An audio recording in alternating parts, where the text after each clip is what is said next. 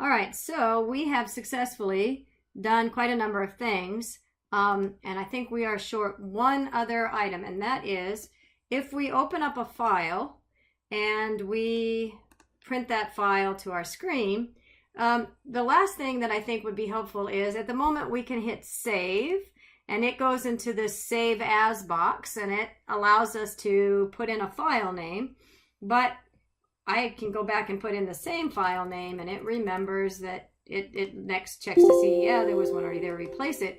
But doesn't it make sense if we have a save option? In other words, if I've already clicked on the open button and then choose save, it should just save those changes to the file that I've already opened and not have to go through that save as dialog box. So let's add that as a finishing touch to what we have working here. All right, so in order to make that happen, I think the first thing I'm going to do is at the very top here in my class definition, my form definition, I'm going to add a private variable called file name, and I'm going to set it to an empty string. And so my idea here is that, it needs to be a string, that's what I meant to add.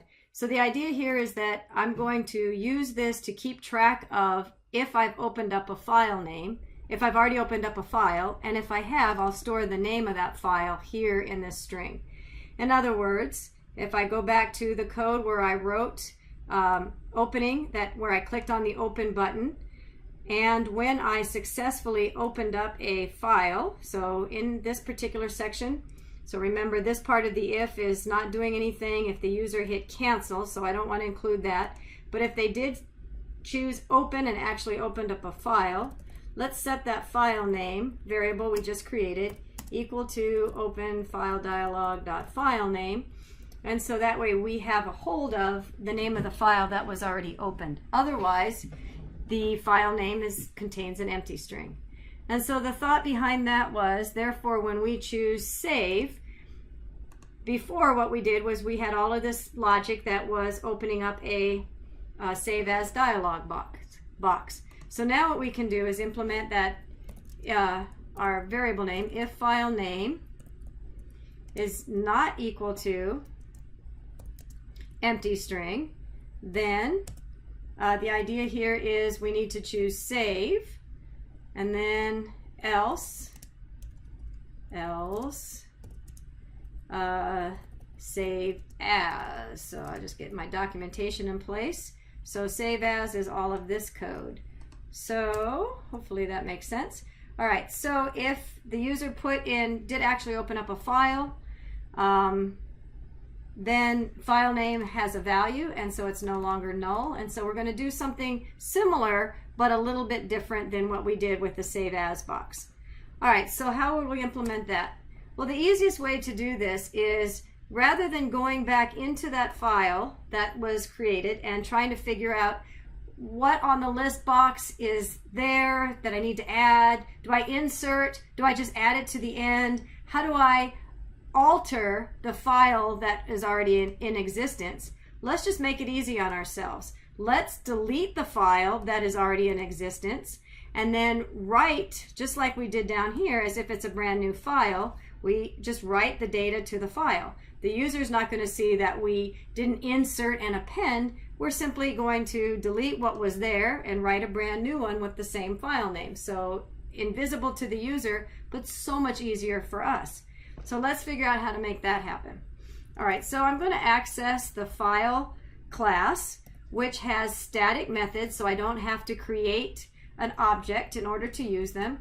And one of the static methods I can use is delete. And it's very easy to use, and it simply says delete that file name. So in our case it was movies.txt, just delete it. Well, now it no longer exists, so we're going to have to create a new one. And so our procedure is a little bit different than what we've done before, so let me just kind of type and then tell you what I'm up to here. File, open, file name. All right, I'm going to stop here so I can share this with you. So let me start with this portion, even though it's not syntactically finished yet. I've got red squigglies. So remember down here when we had the file save as option box, the file save as option box was giving us this ability to, it showed us the dialog, it received the value, it received the file name from the user, and then we accessed that with the object. So through the object, we were able to get to that file name. Well, we're no longer utilizing this object, so we don't have the same way to get at the file name or to open up that file for us to then write the stream writer to. So we've got to find another way that we can access or send to the stream writer basically what's ending up being a file stream. And so here's how we're going to do that. We use the file stream, we use the file stream class, and we're going to file open. So in other words, we're doing the same thing, but we're going at it a little bit different. We're opening up a file stream, which is a wrapper around our stream writer. So we're going to open up the file name, and if we look at the documentation, let's just be sure here. So if I look at the IntelliSense and I start to figure out what does file open need? Well, it needs a string path, and the path is the file to open. There's 3 constructors that I can choose from, 3 overloaded constructors. And so that's a lot. So I'm going to use the easy one, and the easy one says I need file mode as the data type, and I need the mode. So let's figure out what that means. So first of all, it said I need a file name. Well, I have a file name because I got that from above. It said it needed to be a string.